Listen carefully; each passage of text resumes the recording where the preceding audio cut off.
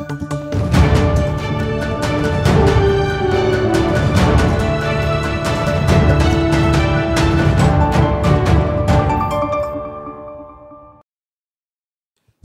Indonesia, jumpa kembali bersama saya Moh Gunawan Abdillah di studio EZTV. Kali ini kita akan membahas masalah Pulau Rempang, Batam yang beberapa hari lalu begitu menghebohkan Indonesia. Bagaimana represifnya aparat kita, warga juga ikutan represif, artinya sesama anak bangsa kita diadu entah karena apa, tapi yang jelas proyek Rempang Eco City bermasalah. Nah, permasalahan ini kita akan tuntaskan. Kita akan buka-bukaan bersama tokoh-tokoh adat. Ada Bung Tobias, aktivis pemuda. Selamat malam Bung Tobias. Selamat malam Mas Gun. Ada Bung Dadung dari Perbuma. Selamat malam. Selamat malam, Assalamualaikum Mas Gun. Ada Bung Iskandar dari Himat Purelang. Selamat malam. Selamat malam Mas Gunawan.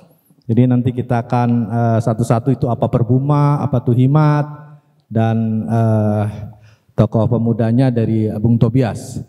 Kita mulai dari Bung Dadung dulu nih Bung Dadung. Jadi di belakang jelas gambar beberapa hari lalu bagaimana kota Batam mencekam, bagaimana masyarakat, anak-anak menjadi korban dalam sebuah kerusuhan yang memang pemerintah ini jelas-jelas ini apa ya, bagian daripada suatu kemajuan untuk ekonomi bangsa lebih maju. Menteri Bahlil juga mengembar-gemborkan tentang yang namanya investasi 172 triliun. Tapi yang dikorbankan kalau lihat dari gambar jelas masyarakat. Bagaimana gas air mata berterbangan, seperti Kanjuruhan, angin pun juga disalahkan Bung Dadung. Silakan gambarannya dari Bung Dadung, silakan sebagai pendiri terima kasih Mas Gun. Perbuma. Ya. Silakan jelaskan Perbuma dulu. Ya, mungkin saya sedikit menjelaskan tentang Perbuma Adat Nusantara. Kebetulan saya dirikan sekitar 3 tahun yang lalu ya. Perbuma Adat Nusantara singkatan dari Perkumpulan Badan Usaha Milik Masyarakat Adat Nusantara. Esensi daripada kita mendirikan dan kebetulan saya jadi ketua umumnya itu adalah mengembangkan aset-aset masyarakat adat itu. Jadi dengan derasnya globalisasi investasi modal-modal asing dalam negeri ini, produksi ditingkatkan, eksploitasi juga terjadi di mana-mana, baik untuk kebutuhan dalam negeri maupun luar negeri. Di sini pasti muncul persoalan-persoalan antara masyarakat adat dengan pemerintah. Pemerintah dalam hal ini menjalankan kewajibannya, sementara masyarakat adat punya hak historis di situ. Artinya yang saya maksud adat di sini adalah lahirnya masyarakat adat yang sebelum kemerdekaan. Itu, jadi mereka punya hak historis terhadap aset-aset yang mereka kelola saat ini. Nah, itu mesti ditandai dengan adanya suatu prasasti. Biasanya begitu. Kalau masyarakat adat yang berdirinya sebelum kemerdekaan, di wilayah itu ada prasasti, entah itu makam, entah itu candi, entah itu apa, itu prasasti. Kedua, di wilayah itu ada semacam dinasti, silsilah, ya kan, asal usul masyarakat itu dari mana dan seperti apa. Ya, yang ketiga di situ ada ajaran, ada trasti, itu. Nah, dari 3 hal ini mencerminkan bahwa di situ memang ada masyarakat adat. Itu masyarakat adat di Indonesia itu kurang lebih sekitar 7.000-an lah kan itu. Mereka sudah hidup dari waktu ke waktu sebelum kemerdekaan. Bahkan adat ini ada yang dari kerajaan, ada adat kesukuan kan itu. Jadi kalau kita lihat di Indonesia ini wilayah-wilayah yang kuat adatnya itu adalah wilayah Sumatera, Kalimantan, Sulawesi, Bali, NTB, NTT dan Maluku dan Papua. Kalau di Jawa relatif sudah heterogen ya, tinggal kita lihat yang nampak sekali itu adalah Solo, Jogja dan beberapa masyarakat adat yang di Jawa Barat, di Sunda kan itu. Jadi ini akan menjadi problem itu. Problem utamanya adalah masalah kesejahteraan. Keberlangsungan eksistensi masyarakat ini, jangan sampai masyarakat ini akan hilang, kan itu kan. Itu kalau ini tidak diperhatikan, tidak dikembangkan, ini akan jadi masyarakat yang terpinggirkan. Kita tidak seperti nasib aborigin, iya kan? Seperti suku Indian yang di Amerika. Tapi kan lambat laun mereka juga sudah memperbaiki ya, sudah menghitung, menilai hak daripada masyarakat adat. Banyak di Amerika itu masyarakat adatnya itu tempat judi di Las Vegas itu tanahnya miliknya adat. Air yang mengalir dari ujung sampai dipakai untuk kebutuhan air minum di Amerika itu adat dapat. Itu berapa nilai ekonominya dapat. Nah, kita melihat di Indonesia ini masih banyak hak-hak masyarakat adat itu dihilangkan. Baik itu tanah, baik itu air atau yang lainnya kan itu. Nah, inilah kita harus mempertahankan kekayaan adat itu sendiri agar ini bisa memenuhi kebutuhan masyarakat lokal dan masyarakat yang lainnya. Jadi seperti itu Mas Gun. Nah, kita ini melihat saat ini Indonesia ini kalau dalam konglomerasi kita udah kalah. Nah, sekarang ini sudah eranya aglomerasi, penguasaan sumber daya alam dan manusianya.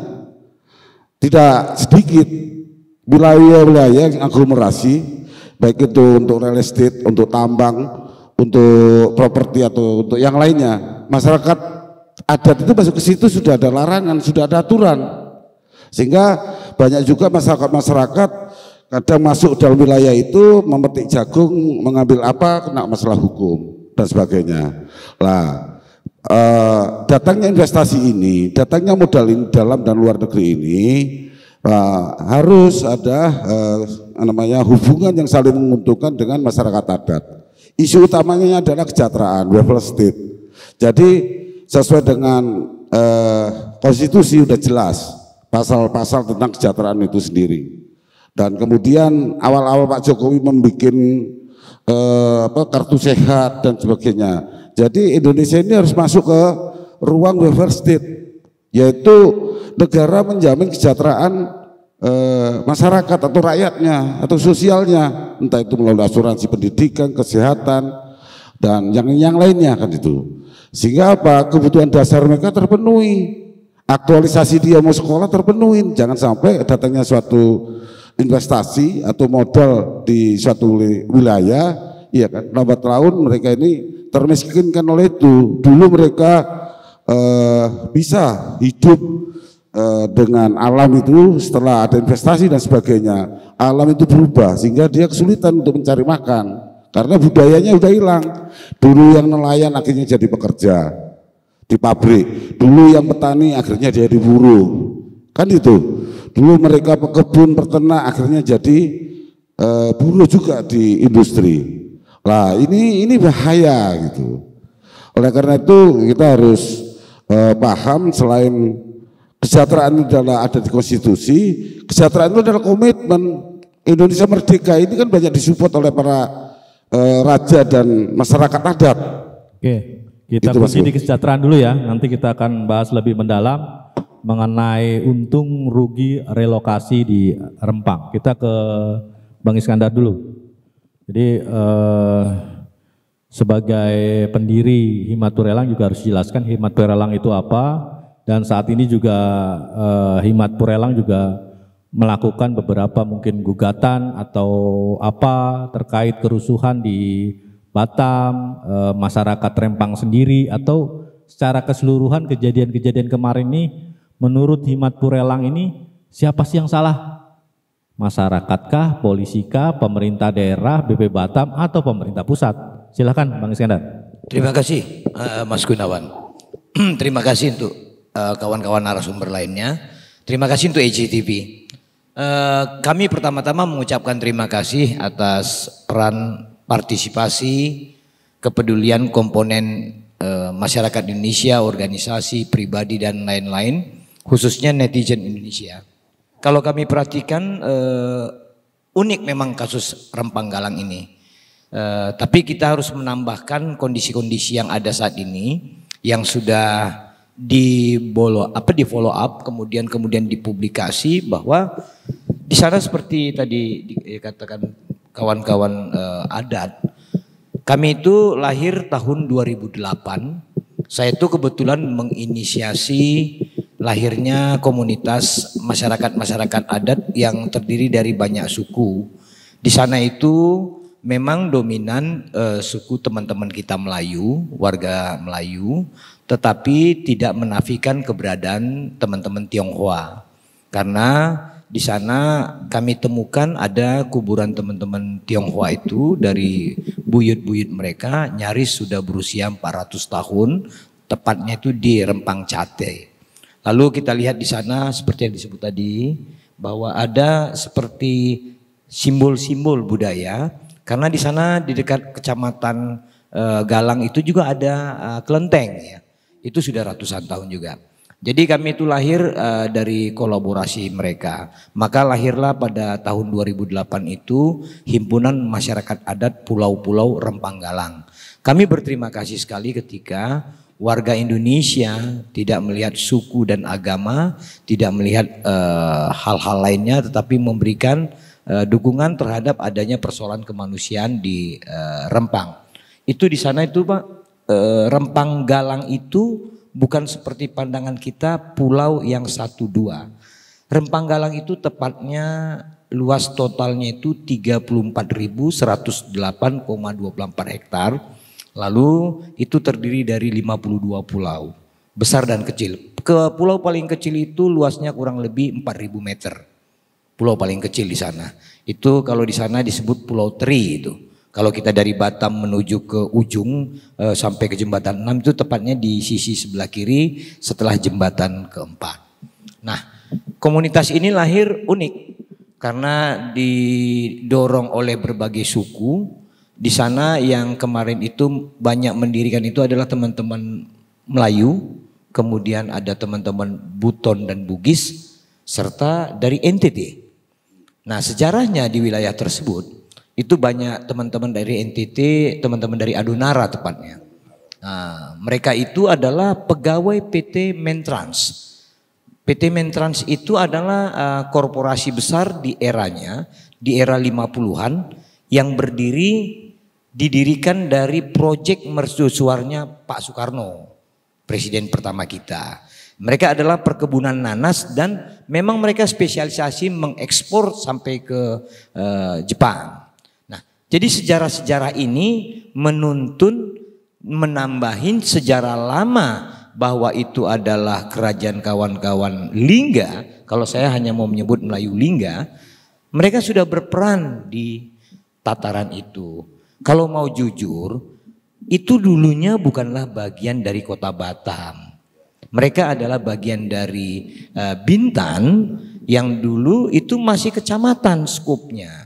Mereka adalah bagian dari kecamatan Bintan Selatan. Namun ketika tahun 57 Soekarno mulai mencabut alas hak di sana. Lalu sampai kepada Soeharto itu tidak terbit alas hak di 52 pulau dengan cara normal.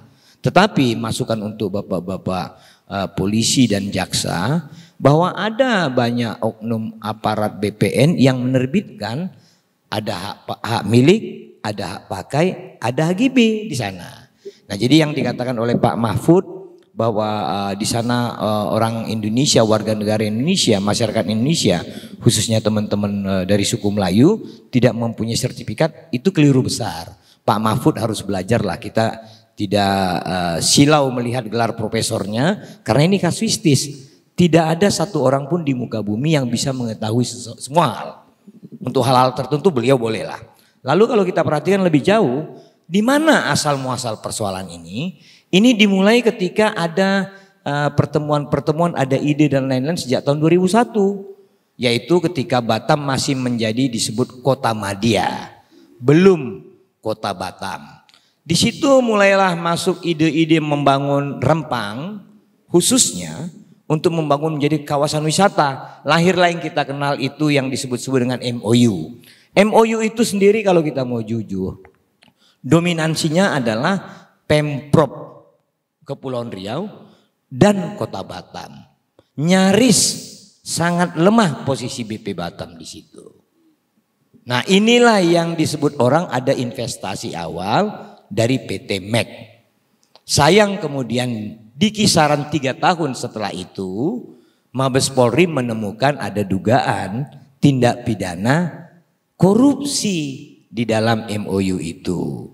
Nah kalau kita baca literatur pemberitaan informasi di tengah-tengah publik, ada temuan kurang lebih 3,6 triliun yang sudah atau sedang minimal diselidiki oleh Mabes Polri.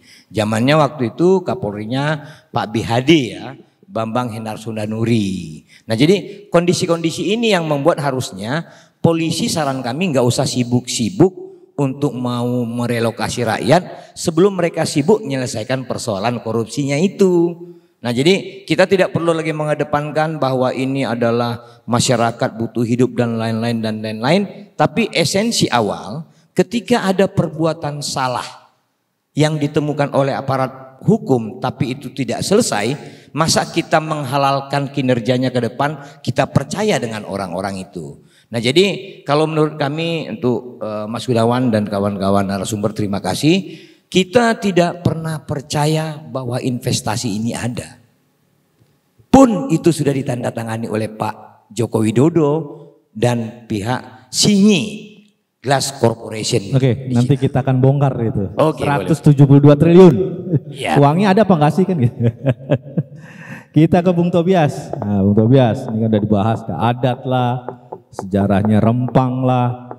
Yang kita mau tentang soal anak-anak ini.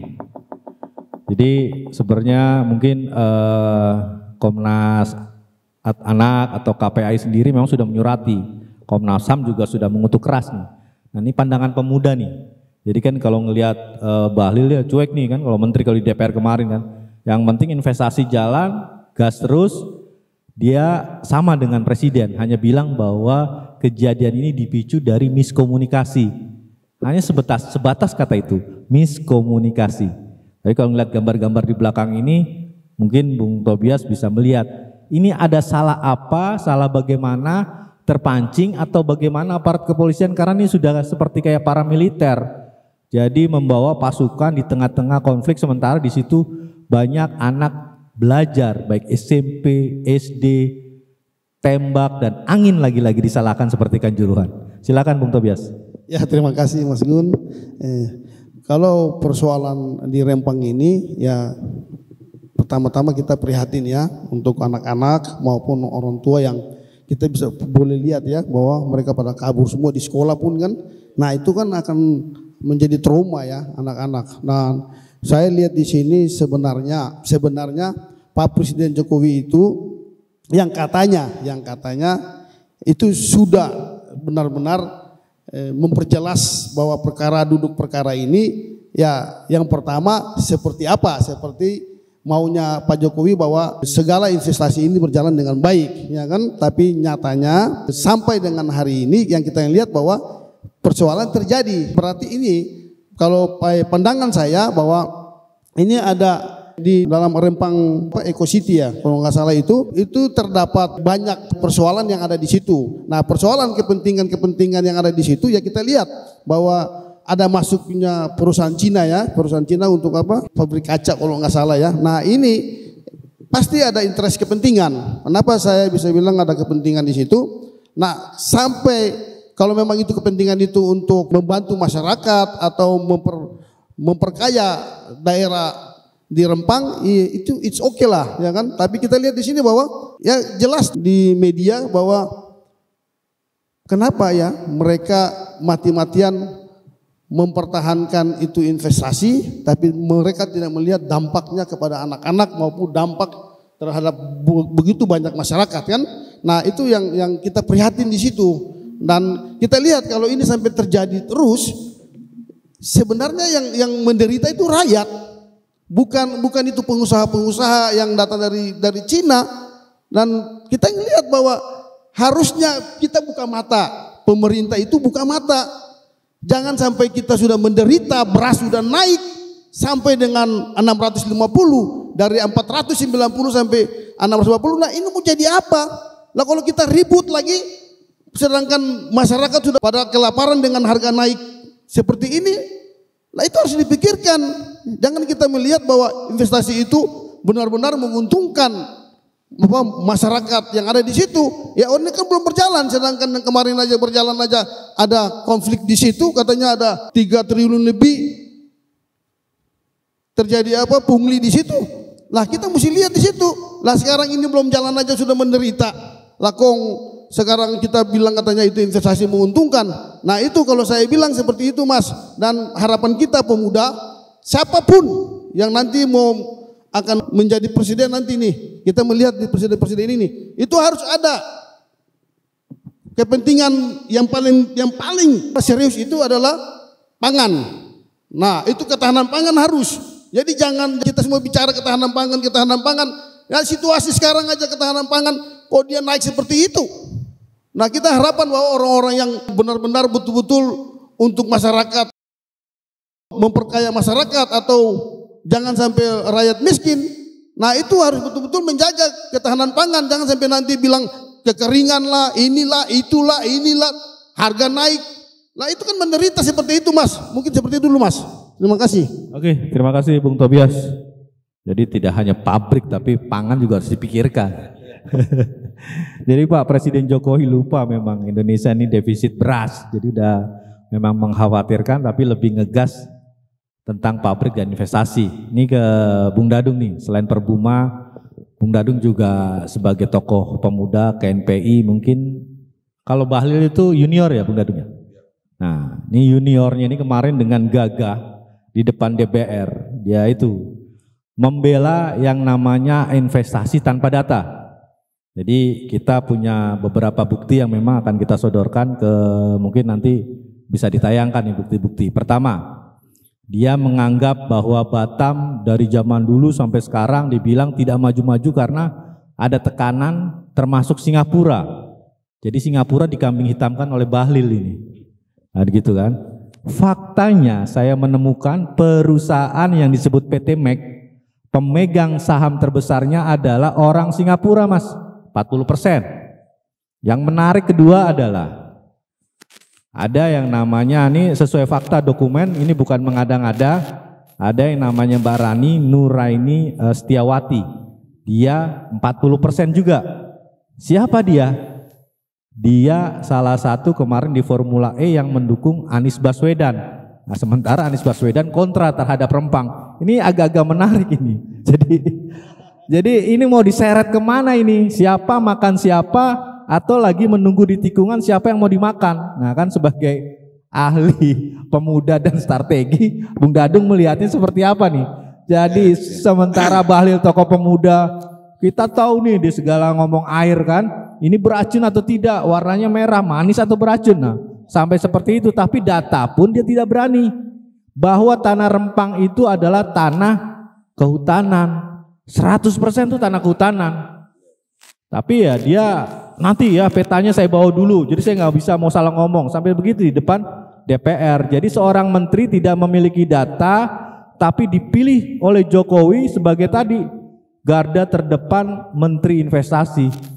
Silahkan Bung Dadung tanggapannya. Mas Gun, saya juga menyaksikan di YouTube ya, Menteri Investasi itu. Ya saya sesama aktivis agak heran juga kan, terlalu emosional saya melihat menanggapin itu. Seakan-akan gak perlu seminar, gak perlu diskusi, tindakan nyata yang perlu diperlukan kan itu. Tidak hanya kasusnya si Bahlil aja, saya juga menyerap komentarnya si Tabak Iskandar ya, Pak Separudi ya, dan beberapa pakar. Kalau saya lihat di media dan saya diskusi dengan teman-teman, memang dalam membuat kebijakan ini harusnya bersifat komprehensif, menyeluruh aspek ekonomi, sosial, politik dan sebagainya. Ada kajian. Kedua, harus bisa diintegrasikan. Yang terkait ekosistemnya itu harus terkait, tentu universal, orang lain siapapun bisa lihat dan itu sustainable. Seperti kalau survei itu survei yang partisipatif, bukan kuantitatif, bukan kualitatif. Ada portal yang di situ yang orang sebagai simpul yang setiap hari memberikan koreksi, laporan, evaluasi dan sebagainya kan itu. Nah, saya melihat apa yang disampaikan baik DPR Kepri, Pak Rudi maupun Pak Bahlil ini, zaman kita sekolah itu mana nih yang bersifat komprehensif, integrated, universal dan berkelanjutannya itu nggak nampak itu loh. Itu pertama. Kedua, sepertinya pemahaman terhadap konstitusinya kurang. Baik itu coba dipahami di dalam pembukaan Undang-Undang Dasar 45 alinea kedua atau ketiga tentang kesejahteraan dan mencerdaskan itu. Itu dalam pembukaan sudah sebut di pasal dan bab Undang-Undang Dasar juga jelas itu. Artinya apa? Bangsa dan negara ini berkomitmen untuk mewujudkan kesejahteraan rakyat atau kesejahteraan sosial. Jadi investasi yang masuk, apapun yang masuk, pemodalan dan sebagainya, hasilnya adalah kesejahteraan. Apa artinya ekonomi tinggi tapi masyarakatnya tidak sejahtera? Ya kan? Yang tadi beras naik, minyak naik, semua naik. Ujung-ujungnya ada investasi kok inflasi. Iya kan? Ini yang jadi heran kita, investasi masuk cukup besar, tapi harga pun langsung ikut naik juga, kan itu. Nah ini seperti apa? Kan itu saya lihat kompetensi Mas Gun. Kompetensi itu pertama itu menguasai ya tadi informasi dan komunikasi yang A1 lah. Jangan menteri ini ngomong berdasarkan berita dari media, dia itu sumber informasi kok ngambil dari media. Masa ngambil mau membuat keputusan harus clipping koran dulu, ya kan? Ini seperti apa kompetensinya? Di dalam informasi komunikasi aja data nggak punya, fakta aja nggak tahu. Kedua pengetahuan, harus paham, jangan diri kita tim ahli, ya kan? Dia harus internalisasi, turun ke lapangan dan sebagainya, jangan formalistik lah ke masyarakat itu. Yang menarik ini kan dia Jokowi Bahlil tanda tangan begitu diposting kan, tanda tangan dengan sini disaksikan Presiden tanggal 28 Juli. Yeah. 4 Agustus itu yang namanya PT MEK itu berubah KBLI-nya. 4 Agustus di AHU tuh. Tanggal 2, saya download tanggal 4 Agustus, tanggal 2, artinya hanya beberapa hari. Tiba-tiba terjadi sosialisasi seminggu itu dan ditolak-tolak, terjadilah kerusuhan. Jadi ada apa ini? Itu kok cepat-cepat terburu-buru?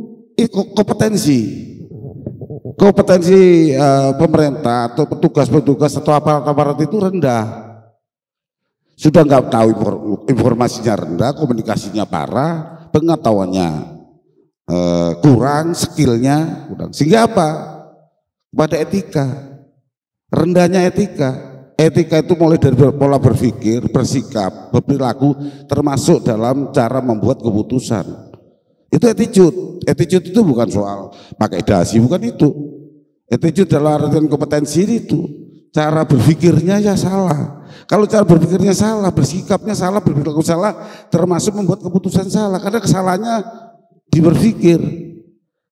Nah, ini yang saya melihat kurang.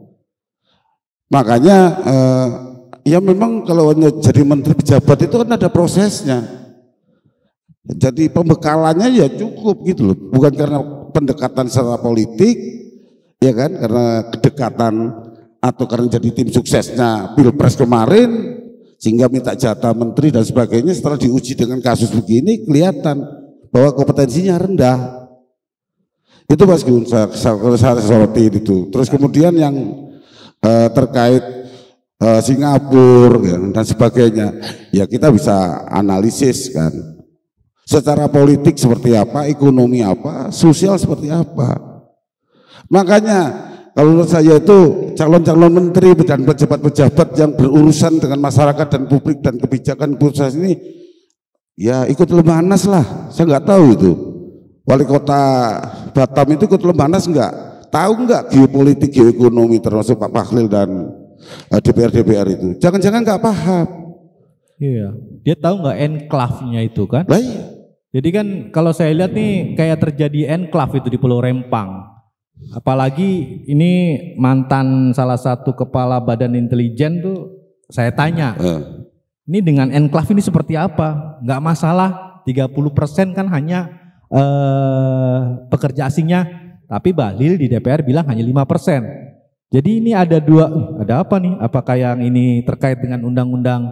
Saya nggak yakin perkataan yang di pusat itu akan persis dengan yang di bawah. Di bawah ngomong 10, pasti di bawah bisa 40, bisa 50. Jadi isu-isu kolonialisasi ini bisa terjadi, enclave bisa terjadi. Gini loh, kalau memang pemerintah pusat membuat keputusan itu harus dijaga, bukan diputuskan sudah jalan sendiri. Kebanyakannya begitu. Memutuskan banyak keputusan di sini di daerah nggak dilaksanakan. Kan itu, ditambah lagi keputusan ini belum banyak melibatkan masyarakat di daerah. Sehingga apa? Overlapping dengan kebijakan daerah, overloading, iya kan? Ngunci kan itu. Nah inilah sumber patakan dan sumber konflik gitu. Nah kalau dari sisi pengusaha saya melihat pengusaha saya investasi, saya ikuti aturan, saya bayar pajak, bayar kewajiban dan sebagainya selesai. Selanjutnya ya tugasnya pemerintah. Nah pemerintah ini seperti apa? Kompetensinya kan begitu. Responsibilitas tanggung jawabnya itu seperti apa? Tapi soal miskomunikasi itu gimana? Miskomunikasi kan teknis. Kan itu kan dalam rangka operasionalisasi semua itu ada proses dan tahapan. Tahapan awal kuncinya memang komunikasi dan sosialisasi. Tapi dalam komunikasi dan sosialisasi ya tergantung message dan materinya. Iya kan? Ya kita masalah komunikasi ya. Kalau komunikasinya hanya tegur sapa aja, tidak menukik pada persoalan-persoalannya ya apa artinya? Kan itu. Jadi kulitnya aja yang dikasihkan oleh Pak Jokowi ada masalah komunikasi dan sosialisasi. Ternyata yang melakukan komunikannya, yang menyampaikan informasi nggak siap, informasi datanya nggak valid, cara sosialisasinya kasar. Si Rudi bilang bahwa dia adalah perpanjangan pemerintah pusat. Jadi mengkambing hitamkan pemerintah pusat terus iya. Dan pejabat terdahulu di 2004. Iya, masa wali kota ngeluh di situ ada provokator yang di mana-mana perhelatan yang semacam itu. Kalau dalam sosiologi Taco Person itu sosiologi struktural fungsional itu kelihatan mana kepalanya, mana tangannya, mana kakinya, mana apa itu. Nah, di situ ada sumber konflik, gitu loh. Jadi jangan nyalakan orang lain lah, salahkan diri sendiri. Kan punya kewenangan. 2 jabatan loh dia. Loh iya, sebagai wali kota, sebagai PP, udah jujur saja. Kita perbaiki, jangan terus nyalain si anu, tapi dirinya udah kelihatan itu loh. Ya termasuk yang ada di Jakarta juga sama. Ini saya melihat begitu kompleksitas turun di Indonesia, gelagapan. Kan itu, kompetensinya rendah. Ya tadi Mas Gun sampaikan, cari data aja salah, nggak nemu. Gimana mencari yang lain? Spottingnya kemana? Timnya kemana di lapangan? Kan itu. Saya turunkan, tim saya berbuma turun. Kebetulan advokat, teman-teman turun, kamu Suta turun. Nah, jadi saya rangkum semuanya ini, informasi media dan laporan dari teman-teman. Masalahnya itu. Kompetensi yang menjalankan kewajiban ini rendah, termasuk kepolisiannya. Ya, gas air mata itu ya disayangkan. Iya, loh masyarakat ini kalau udah lihat polisi bawa tameng, bawa pendung, pasti masyarakat berpikir, aku kalau dipendung pakai karet, aku harus bawa besi. Lah polisi lihat masyarakat bawa besi, dia bawa senjata. Ya itulah teori konfliknya kan begitu. Jadi harus diajarkan masalah kayak gini-gini ini kepada ini. Ya sudah, itu pemimpinnya harus, leadershipnya ini harus punya kompetensi yang sanggup menangani kompleksitas di masyarakat. Terus masalah hubungan dengan Singapura, katanya ada bule, namanya Batam itu kan kota internasional, ada bule, di situ kok bule, loh gimana? Seperti peledakan di Bali, bom. Korbannya bule, memang di sana wisatanya bule, kan itu. Jadi jangan nyalakan orang lain, salahkan di internalnya dulu sebagai koreksi. Gentle lah, katanya aktivis, katanya pemuda, iya kan? Kan Wali kota kan diangkat, iya kan, dipilih, iya kan, kan dikasih kewenangan, dikasih gaji juga, DPR, ya semua yang merasakan apa nikmatnya bernegara ini kan ikut bertanggung jawab dalam hal ini, iya kan. Saya nggak sepakat kalau dikatakan masyarakat adat itu yang salah, karena masyarakat adat itu sebelum kemerdekaan sudah ada, udah itu aja. Dan saya nggak sepakat masyarakat adat itu menolak investasi. Selama investasi bisa menjamin kesejahteraan, oh didukung Pak, didukung. Tapi kalau investasinya adalah merugikan masyarakat dan memarginalisasikan eksistensi masyarakat, ya pasti dilawan. Dia punya hak. Di sinilah hak dan kewajiban benturan. Lah di belakangnya pasti ada sponsor-sponsor, baik yang melaksanakan kewajiban maupun yang melaksanakan haknya. Pasti ada sponsor. Dari sebanyak itu nggak ada. Pasti ada teknik putar balik fakta, propaganda. Udahlah masuk di situ. Itu. Udah muncul itu. Ya. Oke, ke Bang Iskandar nih. Jadi yang menarik ini korupsinya. Jadi sebenarnya pemerintah pusat atau BP Batam atau Gubernur Kepri harusnya membersihkan dirinya dulu sebelum melanjutkan yang namanya ini. Jadi landasannya tuh suci atau banyak didoakan sehingga tidak terjadi konflik dan menimbulkan korban yang memang sangat disayangkan seluruh rakyat Indonesia. KPAI menyayangkan, Komnas HAM menyayangkan, dan Presiden Jokowi kok jangan sampai ke saya lah, dia presiden. Jadi sekelas presiden pun jadi mengelak, jadi sangat disayangkan. Tinggal 4 bulan marwah Pak Jokowi itu akan turun sendirinya. Jadi Pak Jokowi itu harus ingat, harusnya dia memberikan soft landing yang baik ke masyarakat kasus Batam ini. Jadi untuk Pak Presiden Jokowi dipilih rakyat, apalagi di pemilu, 2 kali pemilu 2014, 2019 di wilayah yang namanya Kecamatan Galang Pak Jokowi nomor 1, 60% Pak. Jadi ribuan warga itu pendukung Bapak. Jadi pendukung Bapak digusur oleh Bapak sendiri. Jadi tinggal Bapak berpikir ulang kata-kata Bapak waktu Bapak tinggal di pinggir kali, sedih dia digusur. Tapi saat ini ribuan warga pendukung Bapak yang mencoblos Bapak digusur semena-mena demi investasi yang tadi uangnya ada nggak sih kan gitu. Nah korupsinya silakan lanjutkan Bung Iskandar. Ya terima kasih Mas Gunawan. Jadi kalau kami ini Pak, kami tidak percaya ini investasi ini benar. Mohon maaf saja. Kami utak-atik ini Pak. Ada nota kesepakatan bersama Memorandum of Understanding nomor 65 di Notaris Imran Ningsih. Itu tanggal 26 Agustus 2004. Di sini Pak disebut poin ke-12 Romawi, cepat-cepat di sini Pak. Ini unik. Jadi kami mengharap supaya publik tidak mudah percaya walau yang berbicara pemerintah, karena kan harusnya kita belajar. Ini di poin 12 lain-lain disebut para pihak setelah ditandatangani kesepakatan ini oleh para pihak, maka kan segera dibuat dan ditandatangani Memorandum of Agreement tahun 2004 loh.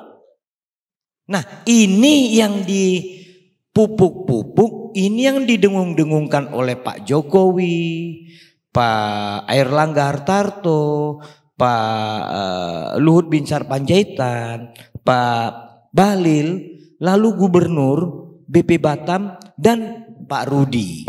Padahal untuk kawan-kawan kalau membaca kontrak ini Pak, ini kita nggak ketemu mana pihak 1, pihak 2, nongol tiba-tiba ada nama pihak swasta. Ada ini lengkap. Jadi kami nggak yakin bahwa ini diniatkan dengan baik.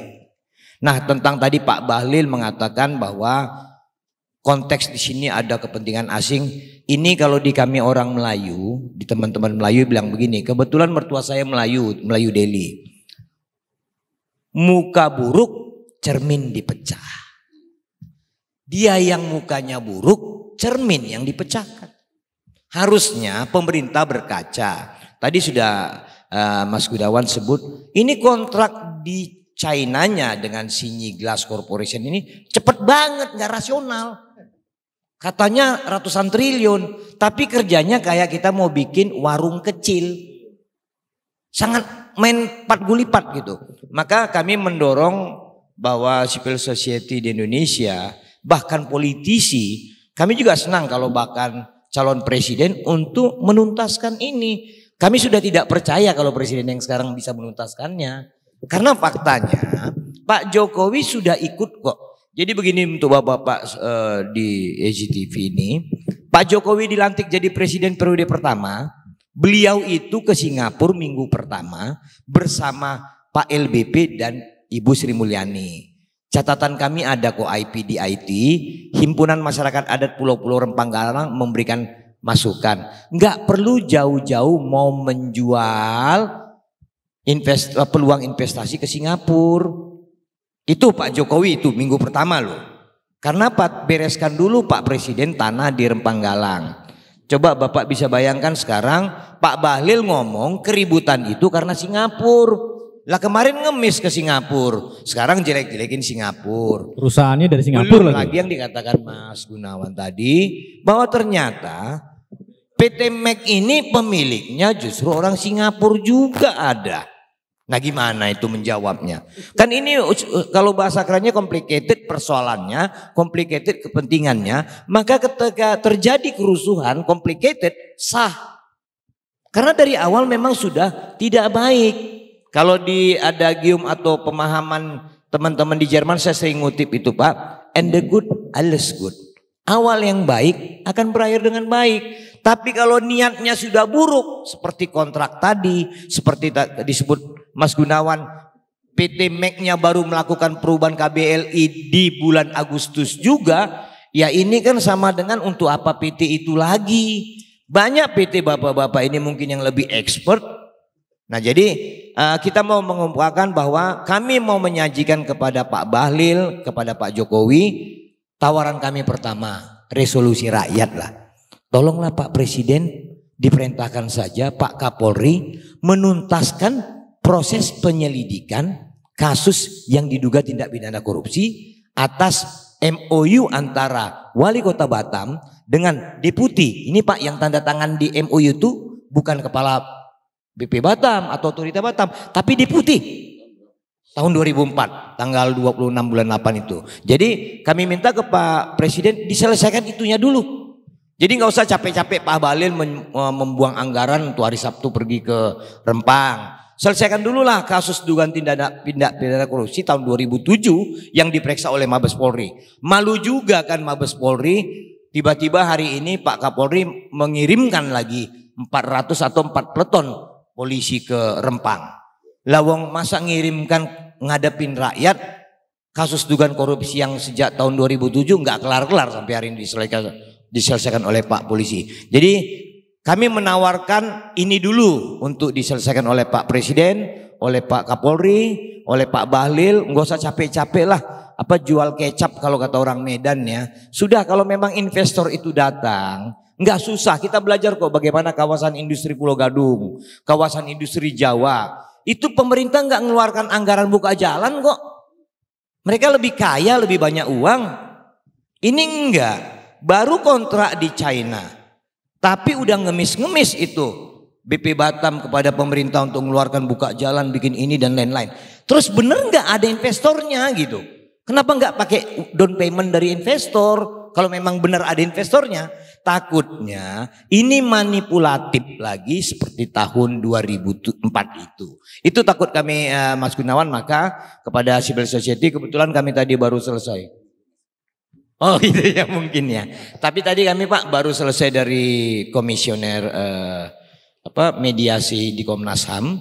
Kami sudah paparkan dengan lebih jauh. Jangan terjebak dengan pola-pola hanya sebatas kampung tua. Jangan terjebak pada pola bahwa ini adalah perusahaan atau kerjasama dengan Pemkot dan kerjasama dengan BP Batam bahwa ini sesungguhnya benar. Belum tentu. Tolong dilakukan assessment lah. Tolong dikaji ulang, tolong diteliti benar nggak? Karena di kontraknya disebut secepatnya. Nah kalau tahun 2014 ke tahun 2023 Pak, itu kan sama dengan 19 tahun. Apakah 19 tahun itu cepat? Udah berapa kali pemilu, berapa presiden terpilih di situ? Nah jadi kalau kita kaji, kita hati-hati untuk mendengung-dengungkan dan mengagungkan seakan-akan investasi itu adalah hal segalanya. Jangan menganggap mendatangkan uang ke Republik ini 381 triliun lantas dia bisa menginjak-injak hak asasi manusia itu. Jangan menganggap bahwa kita rakyat ini langsung silau mendengar kalimat ada investor mau datang 381 triliun. Belum tentu. Karena duitnya ada nggak? Belum tentu mereka punya duit kok. Nah, ini mungkin yang penambah ke teman-teman bahwa nggak ada kejujuran di dalam konsep masuknya industri kaca ini. Karena mereka tidak mencantumkan di dalam perencanaannya di mana sumber energi untuk menggerakkan pabrik-pabrik itu.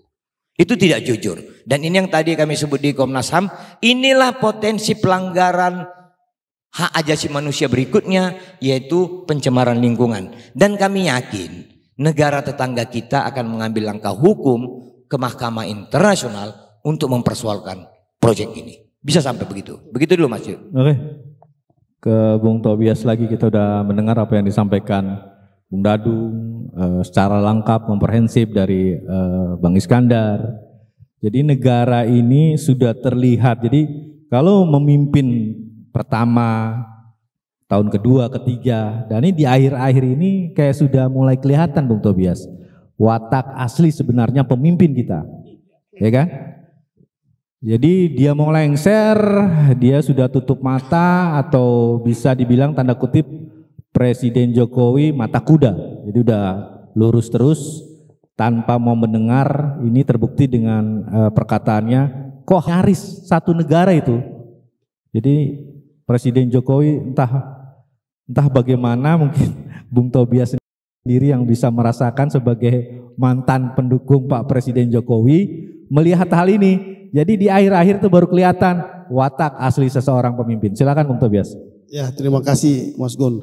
Di sini saya lihat bahwa permasalahan yang paling menyolok itu yaitu di saat dari presiden-presiden yang lalu, di saat mau turun, mau landing Pak Presiden, itu pasti akan seperti ini.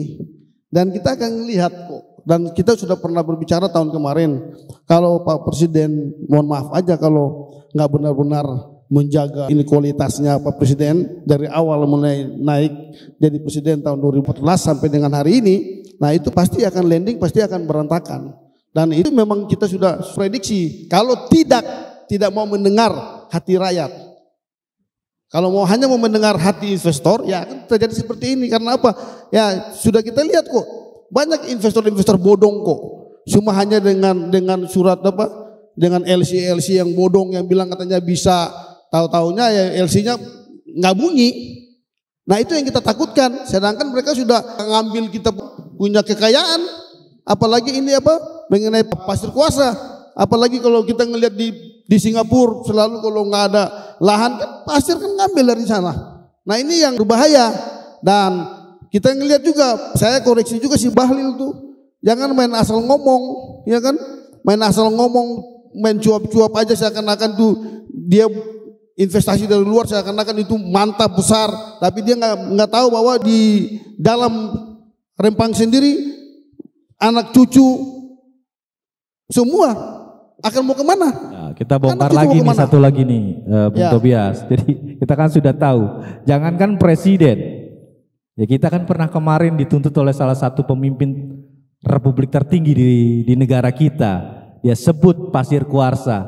Ini saya langsung connect, ini ada hubungan dengan Batam.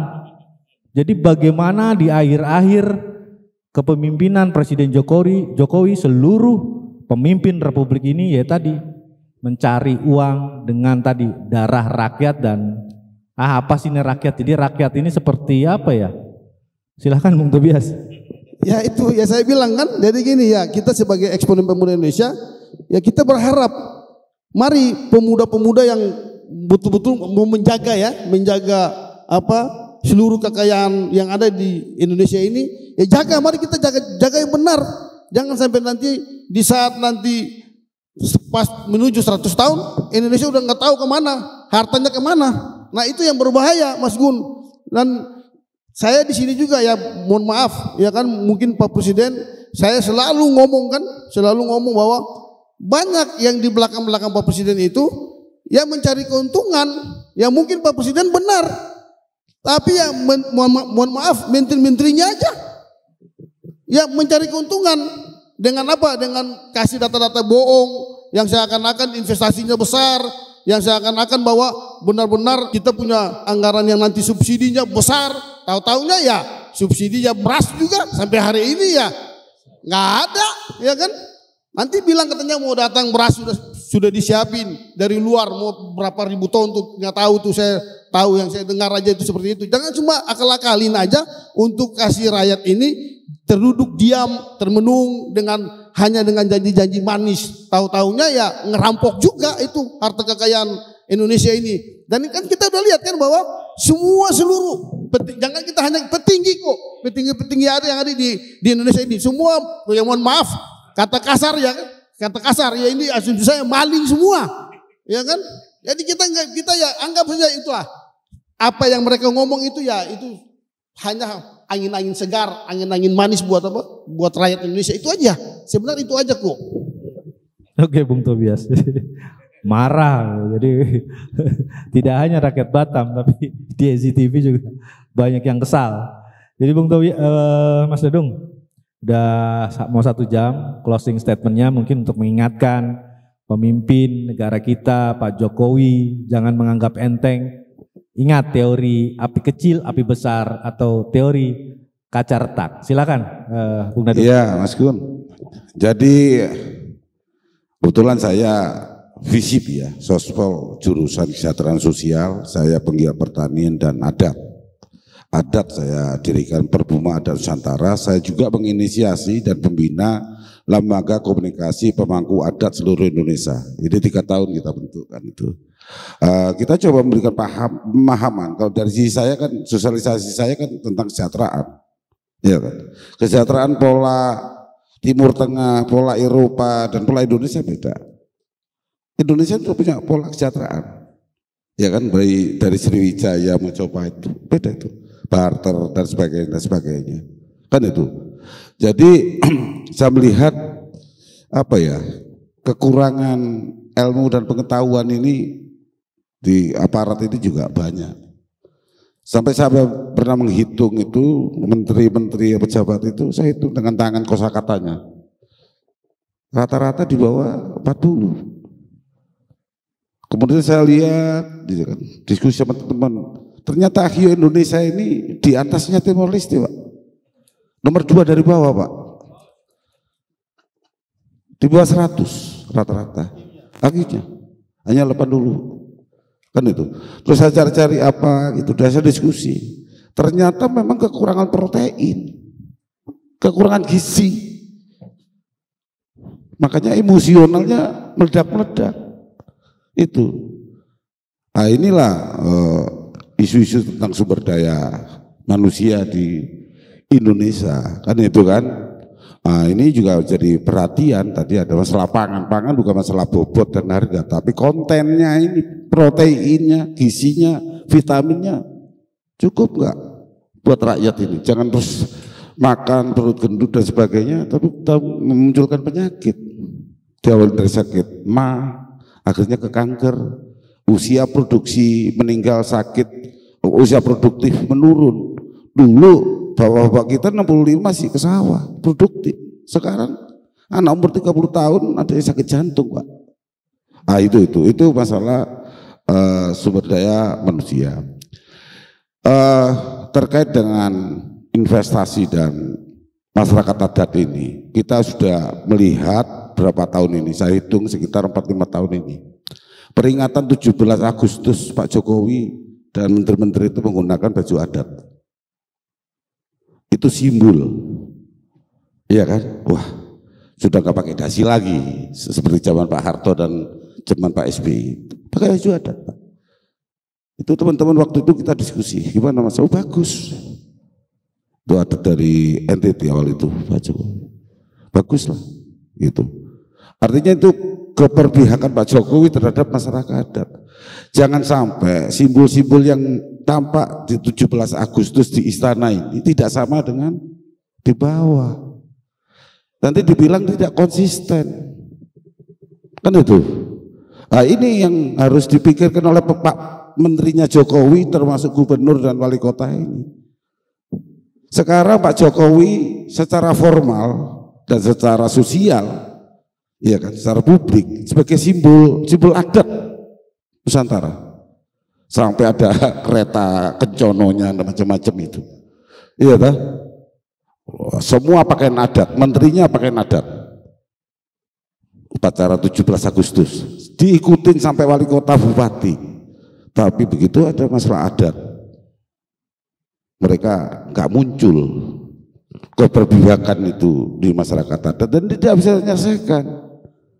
Nah, ini akan menurut saya pengingkaran terhadap simbolisme yang dikukuhkan oleh Jokowi, yang ditunjukkan oleh Pak Jokowi. Pengingkaran ini menurut saya nggak ketemu normatifnya. Ya itu tadi, mungkin dalam rekrutmen menteri, gubernur dan sebagainya ini, ya mohon maaf tadi itu domainnya ada domain cuan, bukan norma-norma dan etika politik gitu loh. Nah, ini saya pikir ini serius simbolisme Pak Jokowi itu berpihakkan terhadap masyarakat adat itu. Yang ketiga Mas Gun, penyelenggaraan kesejahteraan sosial itu bukan pekerjaan amal sehingga ada istilah kerohiman, bukan Pak. Bukan pekerjaan bantuan, bukan pekerja sosial, bukan.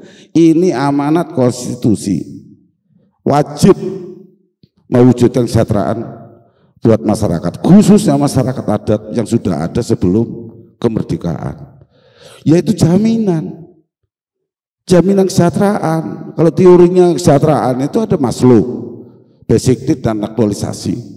Kalau mau pakai teorinya Sigmund Freud begini dan sebagainya, nanti kan metriknya muncul itu, pangan, sandang, papan, kan itu kan jelas itu harus dijamin. Nggak ada istilahnya orang kelaparan dan sebagainya, itu ya negara menjamin. Pola-pola jaminan itu kalau dalam modern kayak asuransi Bang, kan itu kan. Nah ini supaya stabil harus pakai asuransi. Uangnya dari mana? Loh, katanya ada investor, katanya ada modal. Responsibilitasnya itu wujudkan jaminan kesejahteraan itu, makannya, sekolahnya, kesehatannya, kan itu sampai kuliah, hak untuk bekerja, kan itu harus ada. Kalau benar investasi itu, jangan investasi masuk justru menciptakan kemiskinan, kerusakan alam, ya tadi nanti melanggar HAM. Kita lihat kasus-kasus tambang dan sebagainya hanya mendapatkan uang di depan kakak, uang apa, komisi-komisi depan, kemudian itu berantakan, dieksploitasi habis, biaya rehabilitasinya aja udah nggak ngejar itu, sehingga apa, miskin. Ya seperti yang kasus Bandung Bang, Citarum dulu tuh bau busuk Bang, dulu sungai yang bagus, iya kan, akhirnya jadi comberan. Nah sekarang diperbagus lagi, Citarum harum. Nah sumber kehidupan masyarakat ini jangan diracunin atau dirubah-rubah ekosistemnya gitu loh, harus didukung di mana saja. Makanya peristiwa Rempang ini bukan masalah Rempang aja Bang, ini peringatan buat yang lain, yang di Aceh, Papua, NTT dan sebagainya. Jangan terulang lagi. Kalau terulang lagi ini akan lebih dahsyat, karena Pak, sudah ada contohnya. Sesuatu ide dan gagasan yang terlihat, nah itu tidak pernah mati, itu akan di copy paste oleh masyarakat yang lain. Jadi menurut saya begitu Mas Gun. Kembalikan pada komitmen Pak Jokowi sebagai simbol adat Nusantara ini, iya kan, jangan macam-macam. Kalau menterinya, kalau wali kotanya, kalau yang lainnya di bawah Pak Jokowi tidak mencerminkan sifat-sifat daripada pembelaan Pak Jokowi terhadap adat Nusantara ini, dia mengingkari komitmennya Pak Jokowi. Ditonton loh seluruh Indonesia dan luar negeri Bang, pakai baju adat semua, kan itu kan. Nah di sini masyarakat adat tidak ada pembelaan, justru tertekan. Nah, semacam itu mungkin Mas Gun yang closing statement dari saya. Terima kasih. Manis sekali, semoga bisa didengar Pak Jokowi, jangan jadi simbolik adat tapi tidak mau berperan aktif. Silakan closing statementnya Bung Iskandar. Terima kasih Mas Gun. Bagus sekali tadi itu Pak, memang Pak Jokowi ini sayang di akhir terjebak ya. Beliau terkooptasi dengan simbol-simbol baik, namun sesungguhnya yang terjadi itu adalah buruk. Jadi beliau hanya simbol. Faktualnya tidak seperti itu. Ini teruji kok waktu di Batam, di Rempang. Kami hanya mau menawarkan seperti ini untuk teman-teman. Terima kasih redaksi IJTV. Kalau hitungan-hitungan kami 381 triliun, ini kalau hanya sekedar menghitung uang, lalu ada asumsi menyerap 300 ribuan tenaga kerja, lalu ada valuasi di dalamnya. Hitungan kami Pak, dengan 34 ribu hektar tanah di Rempang Galang, dikali 100 ribu rupiah saja, itu sudah 34 triliun. Lalu kalau dikali bervaluasi jadi 1 juta 5 tahun lagi, udah lebih besar dari investasinya Sinyi. Lantas mau nggak bertaruh Pak Jokowi untuk hal yang belum tentu baik dan benar itu? Pak Jokowi mau kecemplung. Tawaran kami satu, Pak Jokowi suruh aja di PTSL kan itu semua tanah kepada rakyat itu. Maka valuasinya kan tinggi. Jikapun nanti banyak investor mau masuk, mungkin tidak kaca, bisa jadi investor pembuatan wig, bisa jadi investor untuk wisata bagi orang Singapura, bisa jadi investor kuburan, pinjam kuburan untuk orang Singapura. Itu lebih menjanjikan dan bersifat masif. Kalau ini kan mohon maaf, oligarki yang menikmati, tidak merata, tidak menyerap ke level bawah. Ini kalau klasifikasi perusahaan ini perusahaan paling besar grade 7 gitu ya. Coba 17. Coba dibagi menjadi ke hanya grade 1. Karena akan banyak menikmati. Jadi pola distribusinya itu lebih adil. Ini kan tidak. Apakah kita bisa membayangkan Pak, kalau nanti ada pemikiran anti modal dari China? Bukan tidak mungkin kan.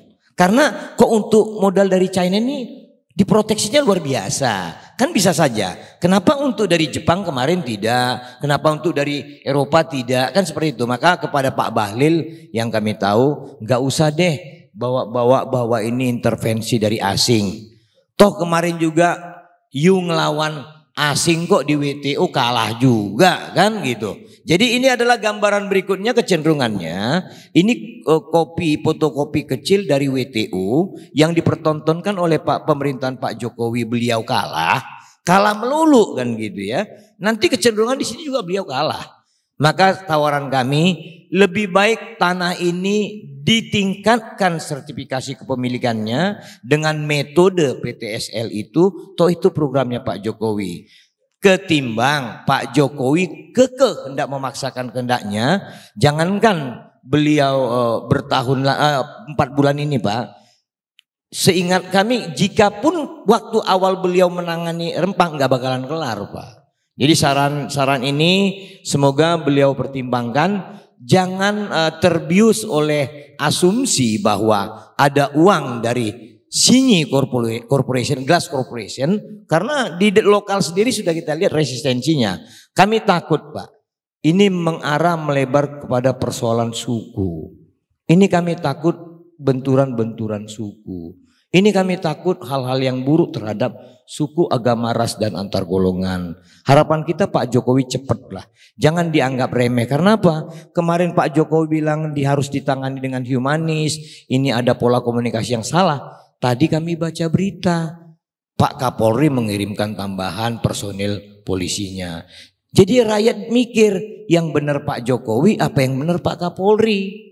Kan jadi bingung tuh. Ini yang kita takut, sabotase terjadi di level bawah. Seperti yang Bapak tadi ungkapkan. Pak Jokowinya hanya menjadi simbol.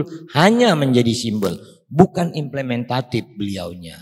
Itu sementara Mas Gun yang bisa kami sampaikan. Insya Allah dukungan sosial society di Indonesia dan netizen Indonesia bisa membantu saudara-saudara kita yang menghadapi hal buruk di Pulau Rempang dan rangkaian pulau-pulau lain termasuk Galang-Galang Baru dan puluhan pulau di sana. Mudah-mudahan Pak Jokowi masih punya waktu kurun sampai akhir bulan ini memikirkannya, karena kalau di luar itu seperti Bapak sebut tadi, teori yang terjadi chaos, teori api besar api kecil dan lainnya itu bukan tidak mungkin akan terjadi.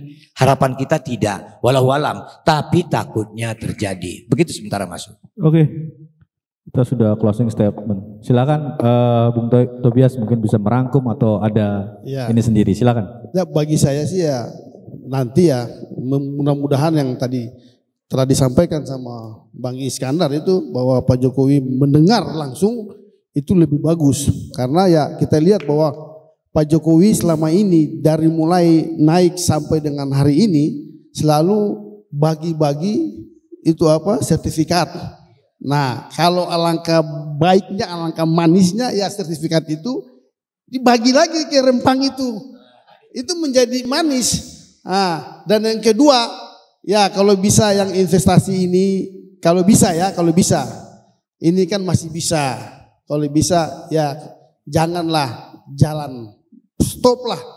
Itu harapan kita eksponen pemuda Indonesia ya, jangan sampai masalah yang kecil ini gara-gara cuma hanya 11,5 miliar dolar ya, nah ini menghancurkan masa depan bangsa, menghancurkan anak-anak negeri, menghancurkan seluruh rakyat Indonesia merasakan sakit hati. Nah, itu yang berbahaya. Dan untuk itu kita juga dari eksponen pemuda Indonesia berharap lagi supaya Pak Presiden dengan Kapolri ini harus dengar. Kapolri kalau bisa tarik itu kembali lagi, jangan lagi ya kasih rincung lagi masalah ini. Yang masalah ini kan anggap biasa kalau bisa ya. Kalau bisa masalah yang pas mau datang ini ya janganlah brimob lah, yang turunlah Yanmas lah. Yanmas lebih bagus ya kan, biar dia sosialisasi dengan masyarakat, kasih pandangan-pandangan buat masyarakat, atau bikinlah salah satu bakti sosial dengan rakyat di situ supaya hati rakyat tuh kembali. Jangan datang membawa pasukan. Nah, itu yang berbahaya. Itu harapan kita karena ini yang kita ngelihat. Nah, itu yang kita bilang kalau bisa ya Pak Kapolri nahan dirilah, janganlah itu. Dan yang terakhir harapan kita untuk Pak Presiden sekali lagi ingat masih ada waktu untuk untuk memberikan yang terbaik untuk rakyat Indonesia dengan semua investasi-investasi yang tidak benar itu yang pernah Pak Presiden bilang kalau tidak benar ya kembali lagi, kalau nggak bisa ya sudah suruh ini nggak usah investasi. Itu yang kita jaga dan kita mau ya kan dari Pak Presiden. Kalau memang itu Pak Presiden bisa menjaga itu mandat dari kita rakyat Indonesia, itu clear dan turun pasti aman. Terima kasih. Oke. Terima kasih Bang Iskandar, Bung Dadung dan Bung Tobias. Pemirsa IGTV, kita sudah mendengar apa yang dikatakan tokoh-tokoh Perbuma, tokoh-tokoh Himat Purelang dan tokoh pemuda. Bagaimana Pak Presiden Jokowi harus berani mengambil keputusan yang sangat-sangat penting. Batam bukan masalah kecil, Melayu tak hilang di telan bumi. Pak Presiden tuh harus turun, harus terjun langsung, jangan diprank oleh investasi yang memang membuat silau Bapak Presiden di akhir jabatan. Mereka harus memanusiakan rakyat Indonesia, apalagi di sana adalah pemilih Bapak. Di 2014, 2019 mereka ingin tetap investasi, tapi tetap kesejahteraan diutamakan untuk rakyat Rempang dan Batam. Jangan mau tertipu oleh oligarki, oleh konglomerat yang memang di awal saja sudah salah dan di akhir akan buruk. Jangan sampai Anda menjadi presiden yang dibenci oleh rakyat Indonesia. Kita masih tunggu Presiden Jokowi di Batam. Saya Moh Gunawan Nabilah undur diri. Salam Pemuda Indonesia.